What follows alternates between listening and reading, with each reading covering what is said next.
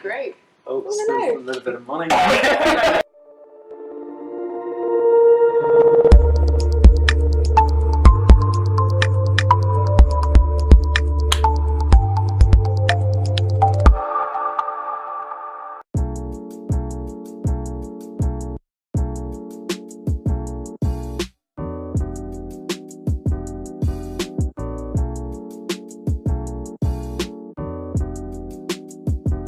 Would you like to introduce yourselves? My name is Matt. I'm Luke. And we are the co-founders of Spacehop. Amazing. Now, for our viewers who don't know what Spacehop is, would you like to explain that a little bit more? Yeah, I think Luke would really like to Hotspot.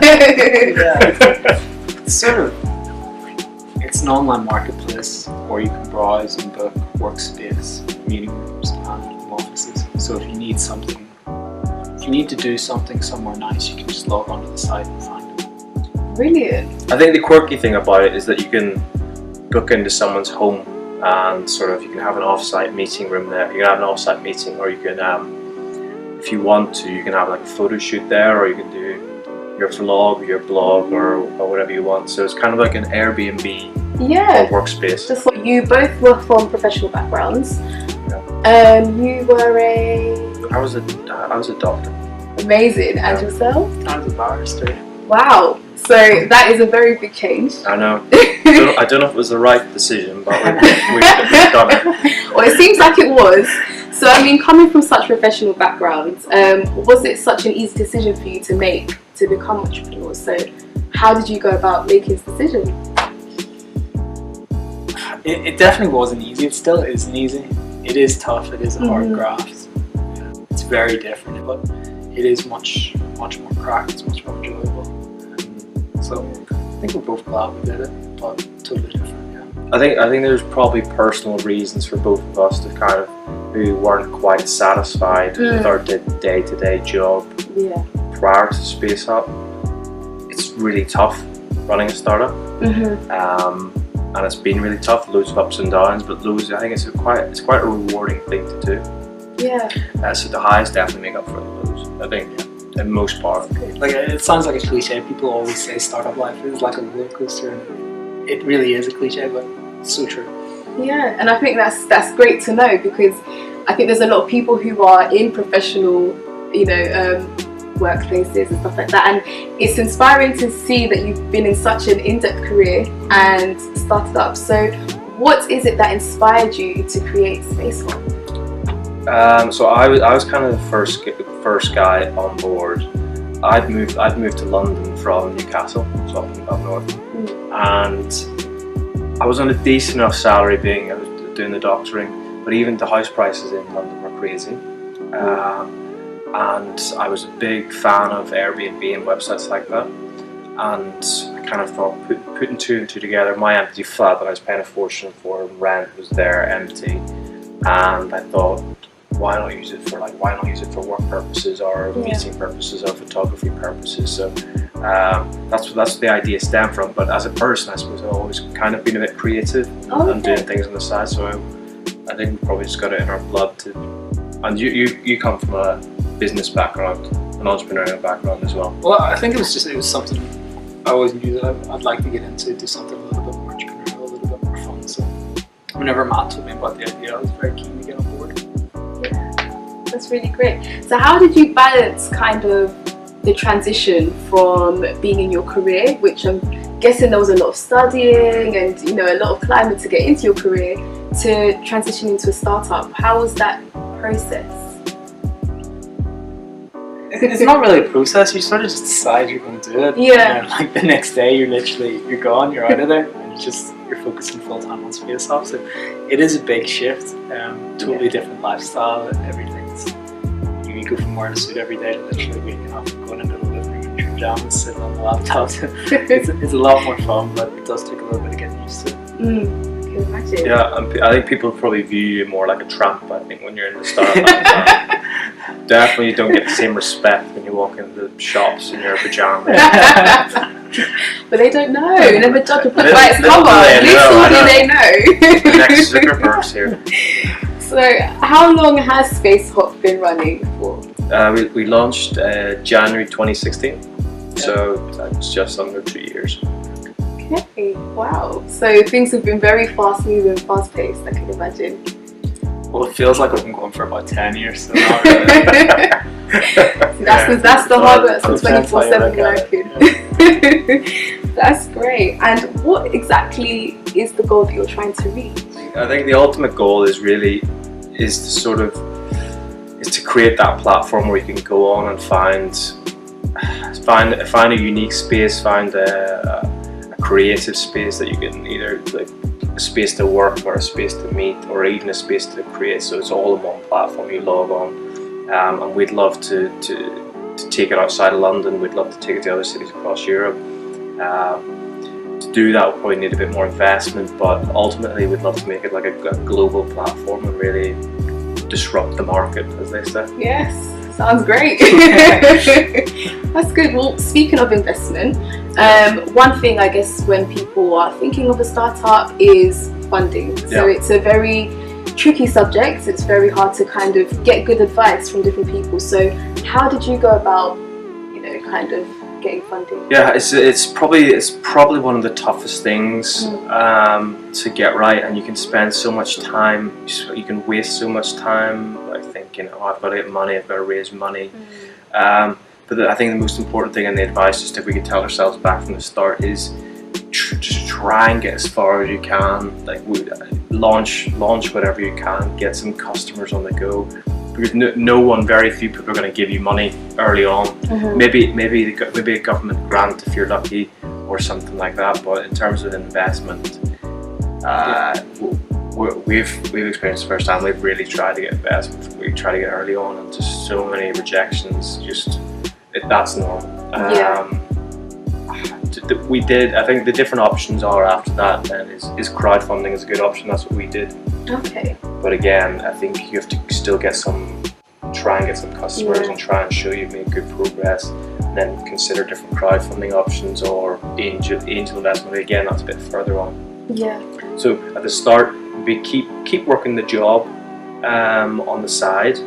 Keep it sort of as I would suggest keeping it nearly as like a part-time thing. See how it goes. See if you make some progress. And then if it looks like it could be something that could maybe fund your life or your lifestyle, then pack in a job and go for it. Wise words, you heard them here first. Wise words. That's great. Do you want to add to that, Luke? Wise words. No, it's very wise. No more knowledge to give us.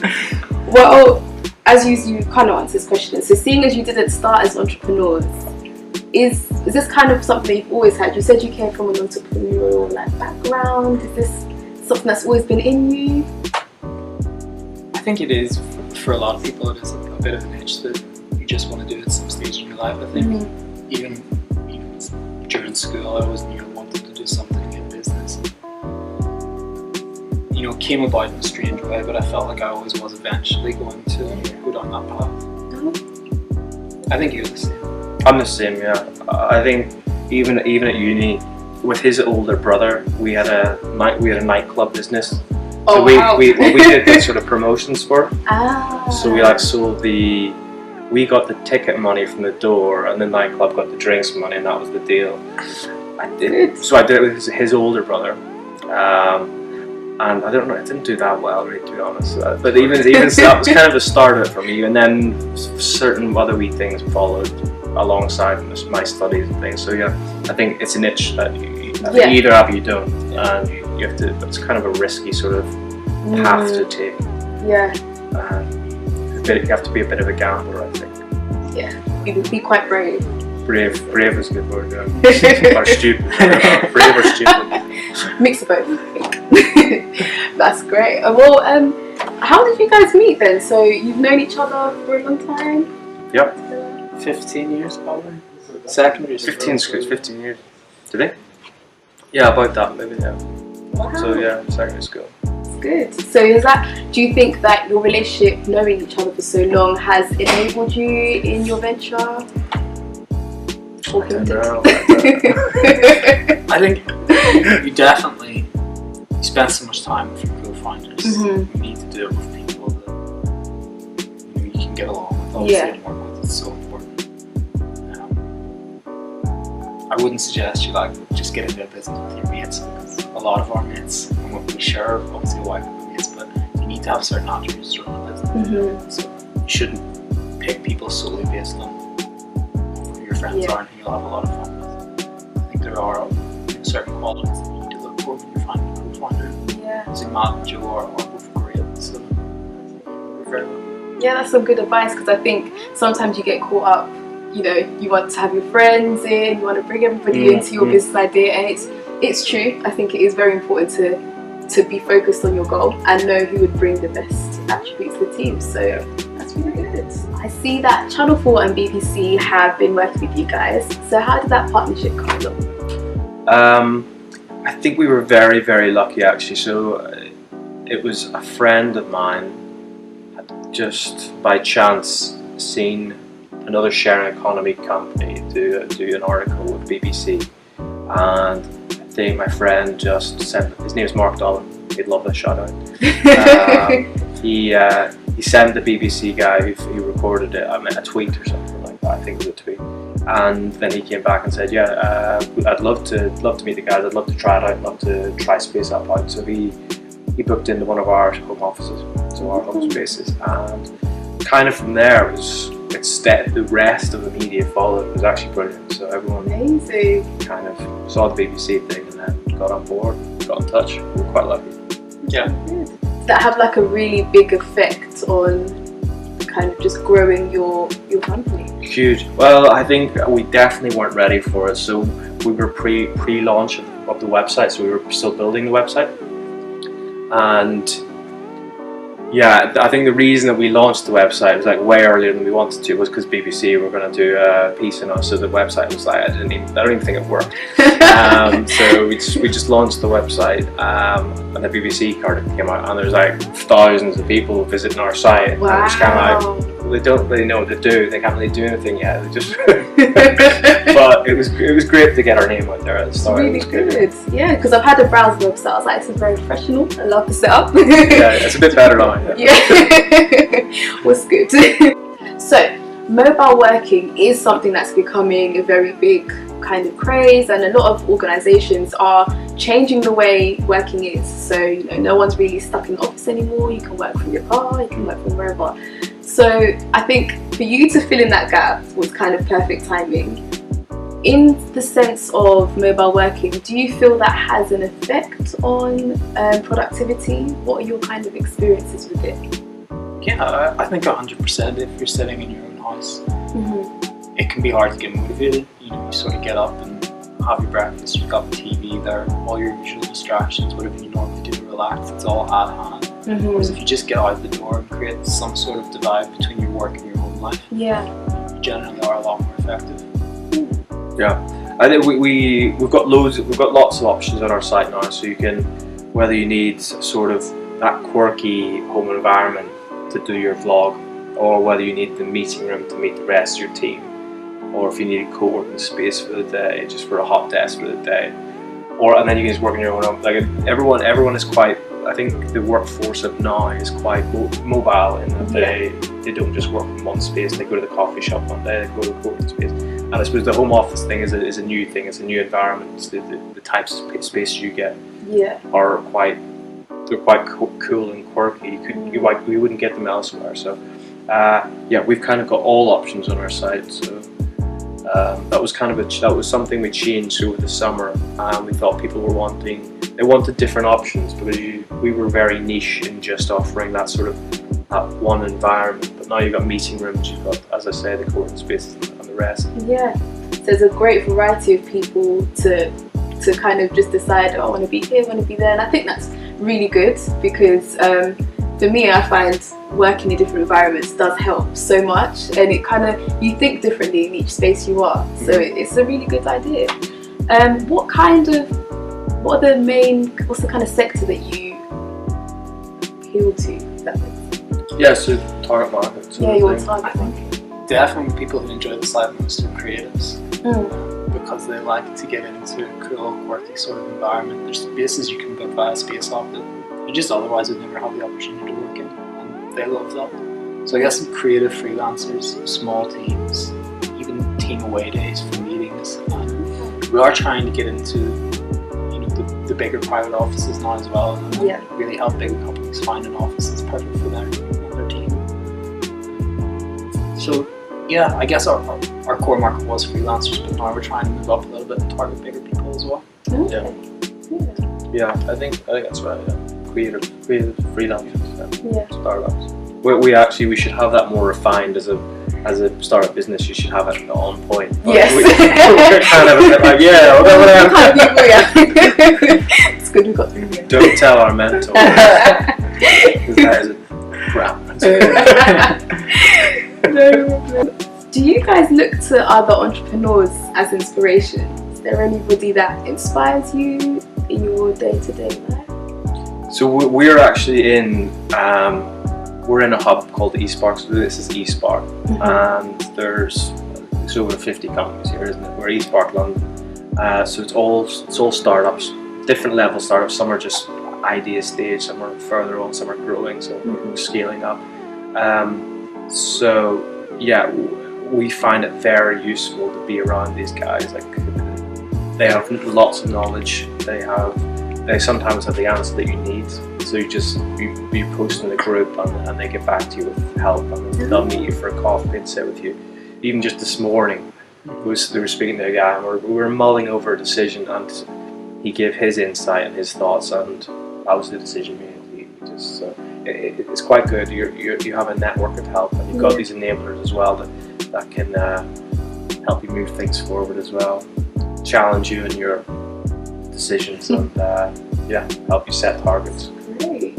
So I guess being in an environment like this, it really does, it's like fuel constantly during the day. Yeah. So does that differ from, you explained before, you were in a different office space to this space? How has that kind of helped you in terms of creating new ideas? I know you haven't been here for long, but has that made a difference to your day-to-day working life? I think it's always good to switch it up. Sometimes if you're going through a bit of a creative block, it's nice to actually sort of isolate yourself and go to just a really nice space and do some quiet thinking. Other times it is good to be in a big community and just throw ideas around. I think there is a perfect space for every day and what you want to achieve from that day. At the minute we are really enjoying this space, but we still try and get out and about and go to home offices and go to different spaces throughout the day. Promoting your own. Yeah. That's great. What's a normal day in the life of Spacehop for you guys? Go ahead, man. So we wake up. We get into work. We have about 3 coffees. Check the emails. BBC Sport. BBC Sport. And then, but seriously, we kind of have. I suppose you have get a to-do list. What do you want to achieve for the day, and then you've got bigger goals sort of sitting in the background that you're trying. These little goals are trying to achieve the big goals. So we do lots of sales, lots of work on the marketing, further developments of the website, and just that. Anything else? Yeah, we keep busy. It's hard to know where the time goes. I think it's we definitely do keep busy. Yeah. So how long would you particularly spend in the office? Because I feel like as creatives as you are, you must be out and about. How much time would you say you spend? It changes. It kind of changes because you're a small team. Your focus changes a lot. So you go through a period of, all right, early on, you're developing a website, so it's like loads of drawing pictures and going. Joe, who's not here, he's the tech wizard, so he did this. We're used to this. When it comes to technology. So he was the genius that did this. So then you go through phases of just working on what's the best for the user, getting people to test that, getting people, your friends in to try it out, seeing if it works. And and then you go to the next stage and say, for example, if you're trying to raise money, then it's lots of like meetings with potential investors, sending lots of emails to potential investors, and then you go through a sales phase, so it's like lots of calls. So it really depends on what the big plan of that week or that month is, or that period you're at. That's really cool. So what has been the toughest test for you guys so far? There's been lots. It's hard to actually nail down one. It's just the life of a co-founder in a startup. It's just very tough. What wise do you? Well, not. I think that is a big point. It's just the general rejection that you have to go through. Yeah. It doesn't matter what sort of startup you're involved in or what stage you're at. You will go through times when things just don't work. Yeah. And you get rejected from lots of different things, whether it's funding, potential partners, certain deals, and you just have to pick yourself up and go again. You do get better at that as time goes along, but occasionally you get something that just absolutely knocks you for six. Yeah. So dealing with the rejection, trying to keep yourself motivated, it's tough. Obviously, if you're Financial trouble. financially, it can be difficult, especially if you are in a real job in a startup. You're suddenly very strapped. Yeah. Lots of it's tough. We're lucky in that we do have a good team. There's a lot of people who've had it a lot rougher than us. But yeah, I think Definitely not glamorous. It's not the glamorous thing you think it is being a run the startup.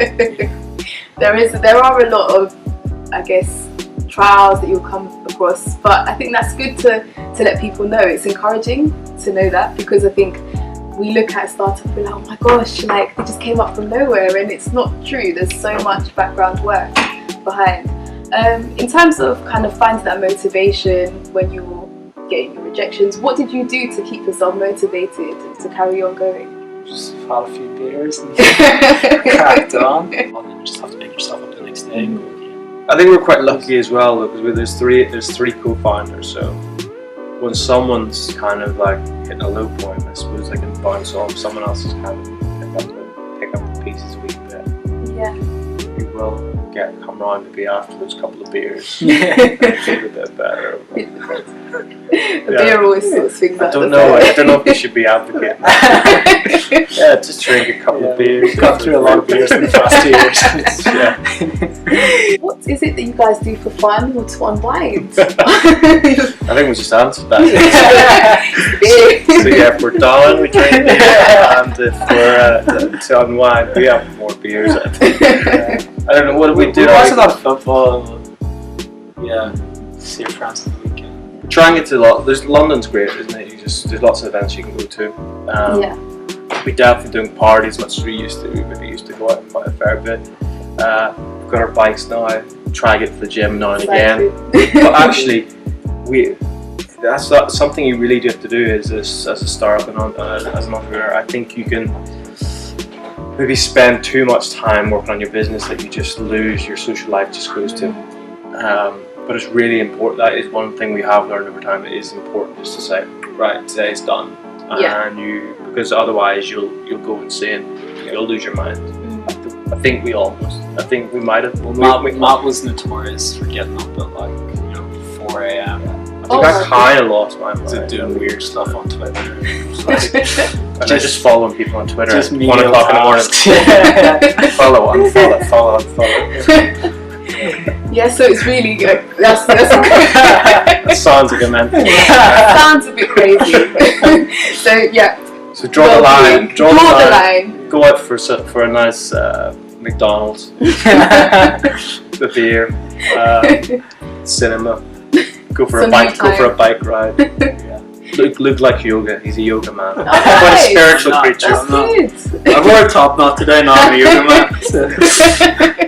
There we go. Well, coming from Ireland to London, how have you found that change? Honestly, it's no different because we only hang around with Irish people. It's just all our mates all moved over at the same time, so it's not that different. We're not that bad, are we? Well, all our best mates are Irish, actually. Yeah. So it's kind of bringing Ireland to London then. Yeah. Thinking back to growing up in Northern Ireland, do you think there are any experiences that helped you become who you are now in terms of creating a startup? I think it's quite complex. I think we have quite a nice upbringing in Northern Ireland. It's a good school.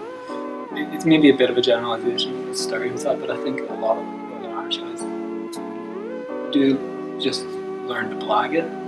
I think Londoners maybe don't chance their arm as much as we do. We definitely. Kind of like the Del Boys of Belfast. Is that your nickname? We always try and push things as far as we can. I don't think it's a bad thing. I actually think No. you really need that kind of attitude. Yeah, Just go in definitely. and see what you can make happen. We're not con men. This is a real website. You do get what you push. not gonna go there. It's fine. It's just shut down.